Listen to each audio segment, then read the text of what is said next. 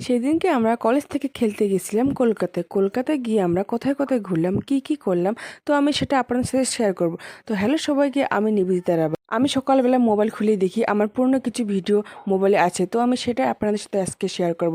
তো আমি গেছিলাম সেদিন শর্ট লিগে খেলতে। তো শর্ট লিগে খেলা শেষ হয়ে আমাদেরকে ঘুরতে নিয়ে যায় আমার একটা বান্ধবীর কাকু। তো কাকুটা অনেক ভালো ছিল, কাকুটা ছিল সিআরপিএফ পুলিশ। আমরা যাচ্ছি হাওড়া ব্রিজ ঘুরতে। হাওড়া ব্রিজ যেতে যেতে অনেক কিছু দেখলাম। এই যে একটা বিল্ডিং দেখতেছো, এই বিল্ডিংটা নাকি শাহরুখ খানের বিল্ডিং। ওই যে দূরে দেখতেছো, আর এটা হচ্ছে ইডেন গার্ডেন। আমরা সব কিছু গাড়ি থেকেই দেখেছি, কারণ আমাদের গাড়ি থেকে নেমে দেখার মতো টাইম ছিল না, কারণ আমাদের সন্ধ্যের মধ্যে ট্রেন ধরতে লাগবে। আর আমরা কিন্তু ওই দিনে বাড়ি চলে আসছি। তো আমরা এখন যাচ্ছি ভিক্টোরিয়ার পাশ দিয়ে।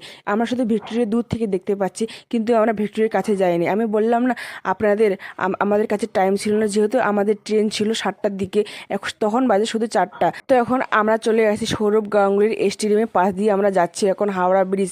তো আমরা যাতে দেখতে পাচ্ছি, এই যে দেখো সৌরভ গাঙ্গুলি স্টেডিয়াম। কাকু আমাদের বলছিল এটা নাকি ভিক্টোরিয়া, এটা নাকি ইডেন গার্ডেন, আর এখানে নাকি টাকা বানানো হয়। তো আমাদের সব কিছু কাকুই বলতেছিল।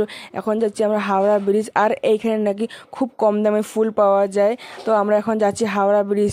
ফাইনালি গাইজ আমরা হাওড়া ব্রিজ চলে এসেছি। তো এই দেখো, এটা হচ্ছে হাওড়া ব্রিজ, কলকাতার বিখ্যাত ব্রিজ। তো আমরা এখন যাচ্ছি হাওড়া ব্রিজের উপর দিয়ে। তো যাব আমরা ওই পারে, ওই দিক দিয়ে আমরা এখন সোজা যাব বাড়ি, যেহেতু আমাদের 7টার দিকে ট্রেন ধরতে লাগবে। আমাদের কলকাতা ঘোরানোর শেষ গাইজ, এখন যাব আমরা বাড়ি। তো তোমাদের আমার মিনি ব্লগটা কেমন লেগেছে অবশ্যই কমেন্ট করে জানাবে।